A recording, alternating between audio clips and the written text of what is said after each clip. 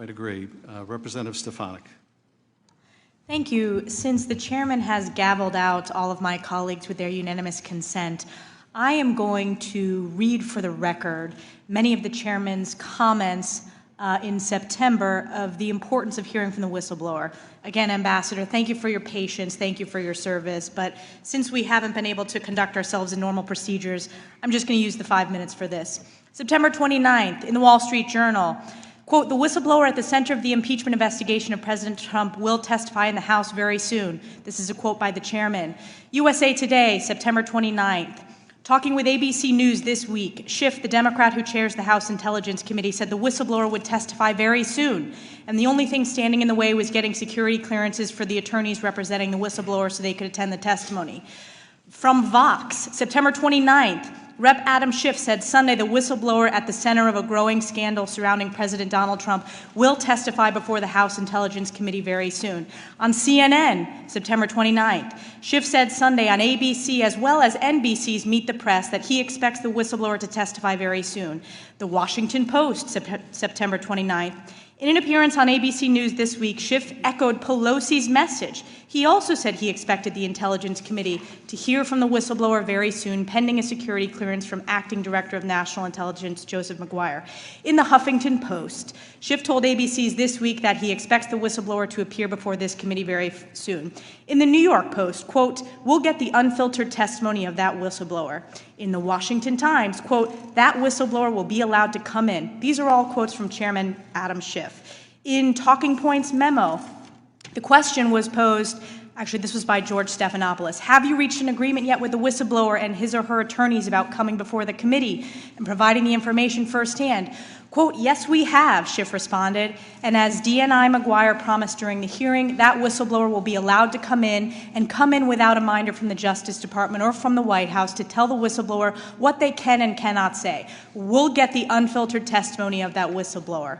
In Daily Kos, "We're ready to hear from the whistleblower as soon as that is done, and we'll keep obviously riding shotgun to make sure that the acting director doesn't delay in that clearance process." In CNBC, "We'll get the unfiltered testimony of that whistleblower." In Market Watch, House Intelligence Committee Chairman Adam Schiff said Sunday that an agreement has been reached under which the whistleblower will testify before the committee very soon. I can keep going, but again, the chairman refused to allow us to put these into the record with unanimous consent. So I've read those out, and as we know, it is important to protect whistleblowers from retaliation and from firing, and we want to make sure whistleblowers are able to come forward. But in this case, the fact that we are getting criticized by Chairman Adam Schiff for statements that he himself made early on in this process shows the duplicity and just the abuse of power that we are continuing to see. With a minute 54 seconds left, I'll yield to my colleague, Mr. Jordan. I thank the gentlelady for yielding. I would also add that the chairman has promised we'll get to see the transcripts. But there's still 4 people we've deposed that we have not been able to see their transcripts, have their transcripts released, and therefore the testimony they provided we're not able to use in these open hearings. If it's an open hearing, all the available testimony from depositions that has been taken by the committee should be available to be discussed for the American people to see. But no.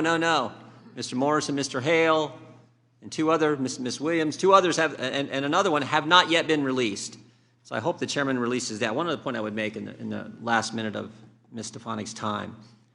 The Democrats have asserted that this whole thing with Ambassador Yovanovitch was part of some sinister scheme by the White House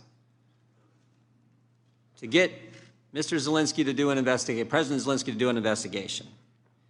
If recalling Ambassador Yovanovitch was part of some scheme by Trump and Pompeo and Giuliani to get President Zelensky to do an investigation, why would they replace her with the Democrats' first witness, their star witness, Bill Taylor? I mean, if that's the plan, not the best plan I've ever seen put together. Their star witness, their first witness, Mr. Taylor, was here Wednesday. That's what they were up to? I think it just demonstrates that that is not what went on here. Mr. Zelensky never undertook any investigations, and the reason the aid was released, as we discussed on Wednesday, was because Vice President Pence, Ambassador Bolton, and U.S. senators all talked with President Zelensky, and they were convinced he was the real deal, as the ambassador has alluded to in her testimony. That's why the money was released.